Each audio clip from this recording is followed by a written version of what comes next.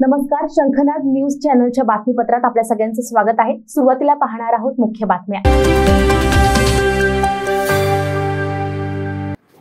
बुलढाणा जिल्ह्यातील शेगाव आणि खामगाव तालुक्यात 7 जुलै रोजी झालेल्या ढगफुटीमुळे पूर परिस्थिती निर्माण झाली आहे।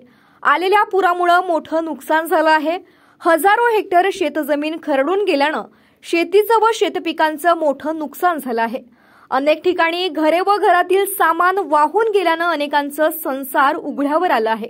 या झालेल्या नुकसानीची आज बुधवारी शेतकरी नेते रविकांत तुपकरांनी पाहणी केली।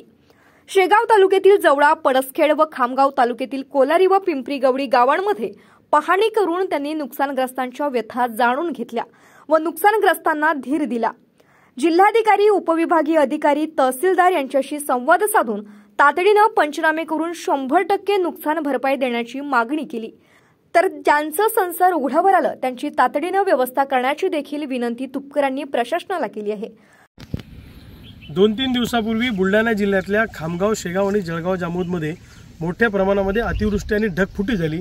यामध्ये मोठ्या प्रमाणात घरांचं नुकसान झालं, घरं वाहून गेले आणि शेतीचं आणि शेती पिकांचं भरमसाठ नुकसान झालं। 5-5, 7-7 फूट जमिनीचा थर वाहून गेला, अक्षरशः दगड उघडे पडले अशी परिस्थिती आहे। शेतकरी मेटाकुटीला आलेला आहे। अजून सरकारकडून पंचनामे झालेले नाही। 1 रुपयाची मदत 3 दिवसानंतर सुद्धा अजूनपर्यंत मिळालेली नाही अशी परिस्थिती आहे। आज मी शेगाव तालुक्यातल्या जवळा, बुद्रुक, पळसखेड गावामध्ये नुकसानीची पाहणी केली। त्यानंतर खामगाव तालुक्यातल्या कोलोरी गाव आणि आत्ता सध्या मी पिंपरी गवडी गावामध्ये नुकसान झालेल्या शेतीची या ठिकाणी पाहणी करायला आलो। सरकार अतिशय असंवेदनशील आहे। सरकारनं तातडीनं पंचनामे करून शेतकऱ्यांना 100% नुकसान भरपाई दिली पाहिजे अशी आमची मागणी आहे। अन्यथा सरकारला या सगळ्या नुकसानग्रस्तांच्या रोषाला सामोरं जावं लागेल।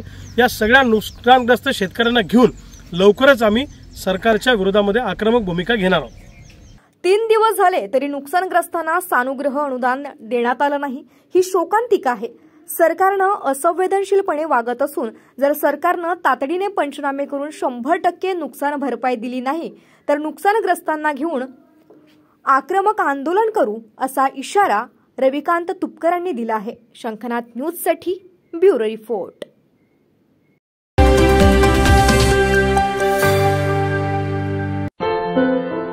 क्या हुआ बहू? माँ, पाइल्स की बहुत तकलीफ हो रही है। तो तुम गुदरोग सर्जन के पास क्यों नहीं गई? देखो, जैसे हार्ट के लिए हार्ट स्पेशलिस्ट, ब्रेन के लिए ब्रेन स्पेशलिस्ट, तो पाइल्स के लिए पाइल स्पेशलिस्ट क्यों नहीं? स्त्री हो या पुरुष, टॉयलेट में तकलीफ केवल पाइल्स ही नहीं और भी कई प्रकार के गुदरोग तथा कैंसर भी हो सकता है। इसीलिए इसकी प्रत्यक्ष जांच जरूरी है। ठीक है माँ, पर जांच के लिए हम जाएंगे कहाँ? वही काले आयुर्वेदिक पाइल्स हॉस्पिटल में। लेकिन माँ, प्रेगनेंसी में पाइल्स की दवाइयाँ? प्रेगनेंसी में आयुर्वेदिक दवाइयाँ सुरक्षित होती है। जनहित में जारी। काले आयुर्वेदिक पाइल्स हॉस्पिटल, औषधि चिकित्सा तथा सर्जरी ट्रीटमेंट उपलब्ध। हमारा पता उमरेड रोड, दिघौरी बस स्टॉप के पास, नागपुर। अधिक जानकारी के लिए वेबसाइट पर जाएं kalepileshospital.com।